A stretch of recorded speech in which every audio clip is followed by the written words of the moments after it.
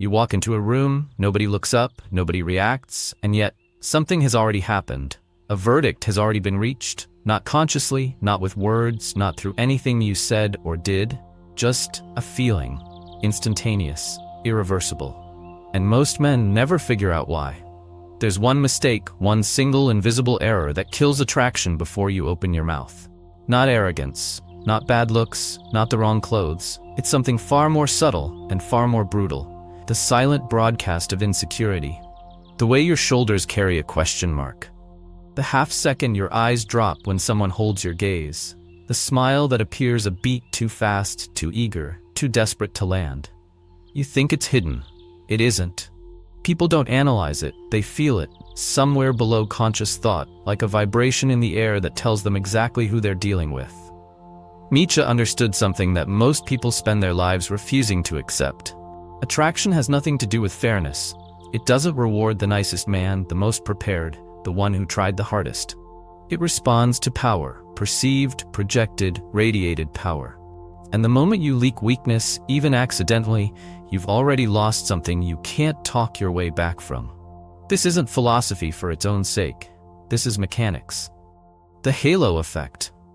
Something psychologists have documented obsessively. Means the human brain doesn't evaluate you piece by piece. It takes one or two signals and builds an entire story around them. Posture, tone, the steadiness of your gaze, the way you occupy space. From those tiny fragments, people construct a complete picture of who you are, what you're worth, whether you're someone to be drawn toward or quietly avoided. Robert Greene wrote about the anti-seductor. The person whose very presence creates a low-level anxiety, a sense of tension or over-eagerness that makes others want to step back without knowing why. That's not a character flaw. It's a signal failure, and it can't be patched by wit or charm because it lands before either of those things gets a chance.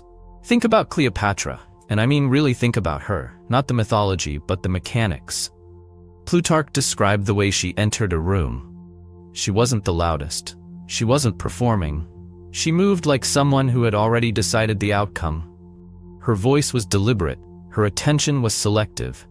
She gave people just enough to pull them in, and withheld just enough to keep them reaching. Julius Caesar, a man who had conquered half the known world, became fascinated. Not because she begged for it, because she never once suggested she needed it. That's the thing most men get completely backwards. Your body is always talking. Before your brain has assembled a single sentence, your posture has already spoken.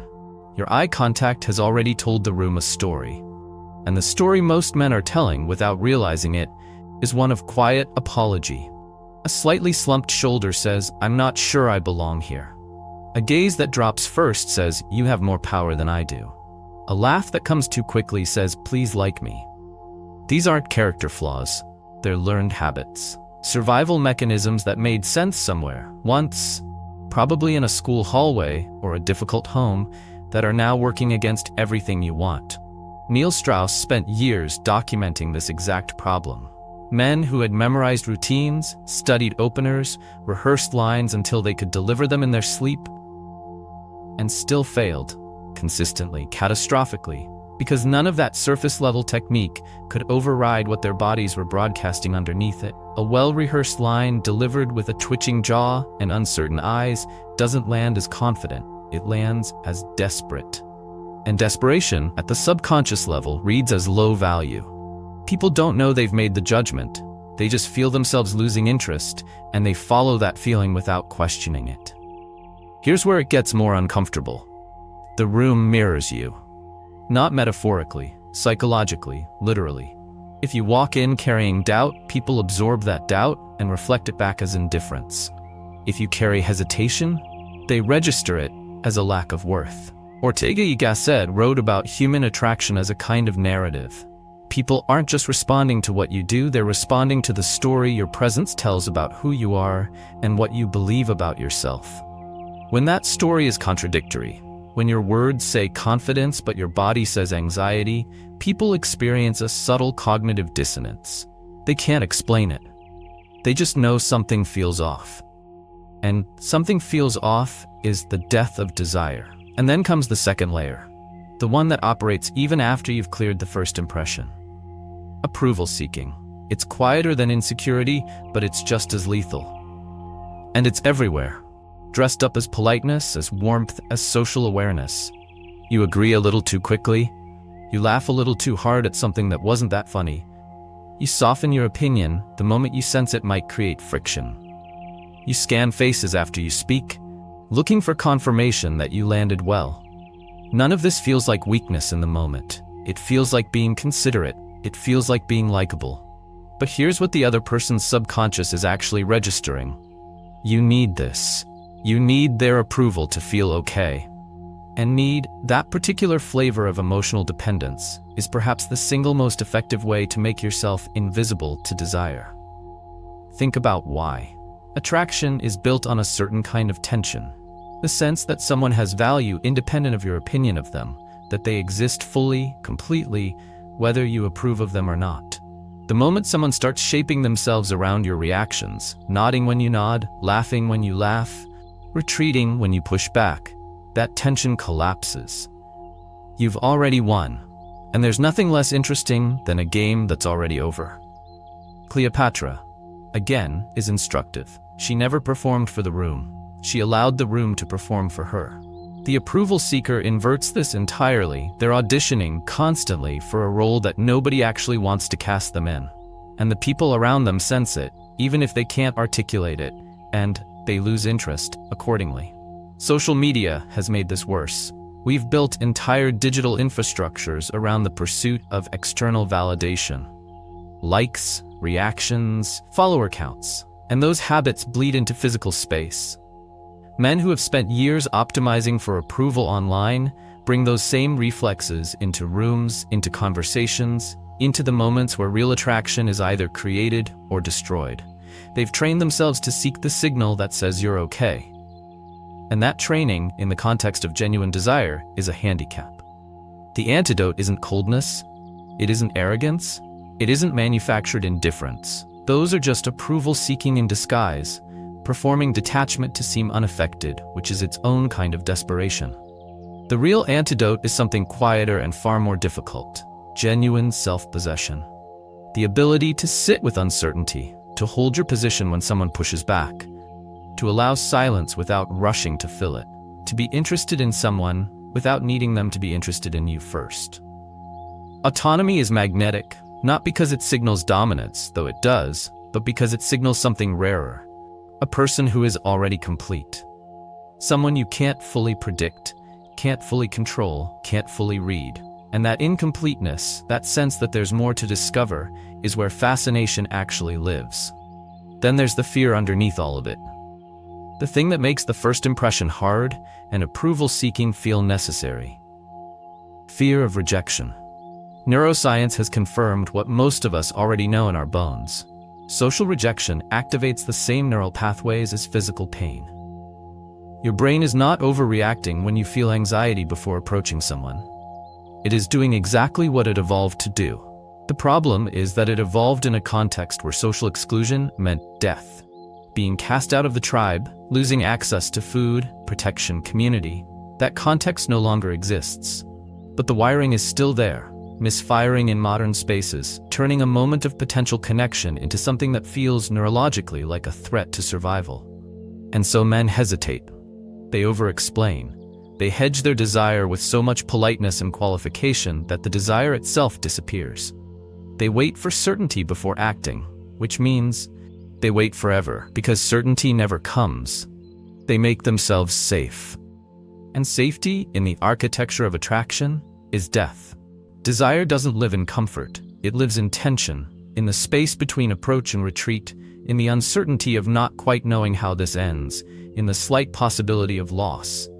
The person who removes all risk, who makes themselves entirely available, entirely agreeable, entirely predictable, they've also removed everything that makes them worth wanting. Casanova understood this. He didn't pursue women the way a salesman pursues a client. He created situations where the outcome was genuinely uncertain, where interest was expressed without guarantee, where the possibility of rejection was real and visible, and somehow electric. The fear that paralyzes most men was, in his hands, a source of tension that heightened everything. Not because he was fearless, but because he understood that the fear itself, properly held, was part of what made the interaction compelling. Reframing rejection changes everything. Rejection is not a verdict on your worth. It is information about compatibility, about timing, about context. The man who has made peace with that truth moves differently. He speaks with more clarity, holds eye contact longer, expresses interest more directly, takes up more space, not because he's performing confidence, but because he's no longer spending half his energy on preemptive self-protection. But there's one more mistake. One that hides behind competence, behind composure, behind the appearance of having it all together. Social coldness. It doesn't look like a flaw. That's what makes it dangerous. Men who have worked on themselves, who have learned to control their reactions, to manage their expressions, to project strength, sometimes go too far. They become smooth, frictionless, perfectly calibrated, and in doing so, they drain themselves of the one quality that actually creates fascination: aliveness. Desire doesn't respond to a perfect surface.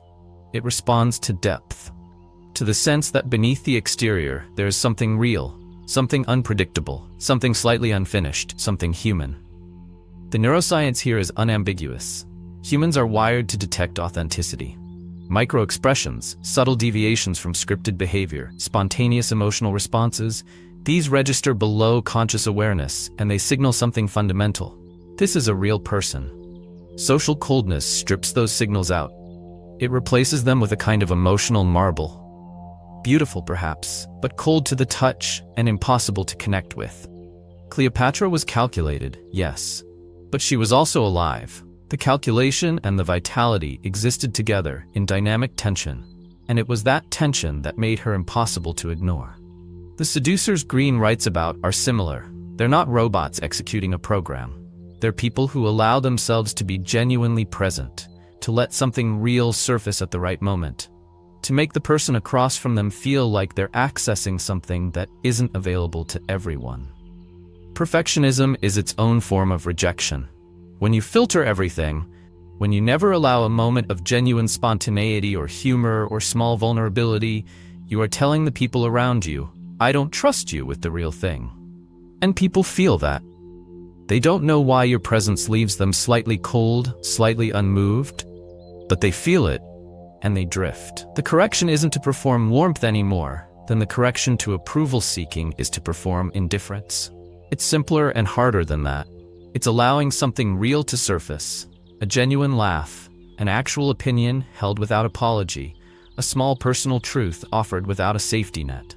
Not constantly, not recklessly, but strategically, in the moments where it would land with weight. Now here's the part where everything converges. Every mistake described here, the leaked insecurity, the approval seeking, the fear, the coldness, they are not separate problems. They are expressions of the same underlying condition. A disconnection from your own value. A posture, internal and external, that says, "I am not sure I am enough." Everything flows from that, and everything changes when it shifts. But here's the thing most people miss. The path to mastery doesn't run through the elimination of these qualities. It runs through their transformation. Fear doesn't have to be extinguished. It can become tension that heightens an interaction. Vulnerability doesn't have to be suppressed. It can become the carefully placed moment of humanity that makes you real to someone. Even hesitation, properly wielded, can read as deliberate suspense rather than uncertainty. The difference between the man who is undermined by his flaws and the man who weaponizes them is not the absence of flaws. It's awareness, the willingness to see himself clearly, not harshly, not defensively, but accurately, and to make conscious choices about what he broadcasts. Posture can be corrected mid-room. Vocal tone can be modulated mid-sentence. Eye contact can be reclaimed after it's been dropped. None of this requires years of therapy or spiritual transformation. It requires attention. It requires the discipline to notice in real time when your body is leaking a story you don't want to tell, and to rewrite it. And the paradox, the one that ties all of this together, is that the men who become genuinely magnetic are rarely the ones who started with the most natural advantages. They're the ones who went through the discomfort of looking at their own patterns clearly, who stopped blaming outcomes on external factors and started recognizing the invisible signals they were broadcasting, who understood that every room they walked into was a conversation happening beneath the surface, and that they had far more control over that conversation than they'd ever been told. Attraction is not accidental. It is not reserved for a particular type of man or a particular set of features or a particular amount of money. It is a craft. It is built from awareness, from the courage to sit with discomfort rather than escape it, from the willingness to hold your own value without requiring anyone else to confirm it first. The mistakes you've been making are not the end of the story. They are the raw material. Every leaked signal of insecurity, every moment of approval seeking, every fear-driven hesitation, every moment of emotional coldness, all of it is information about where the real work is. And where the real work is where the real power is waiting. You walk into a room, nobody looks up. But that's about to change.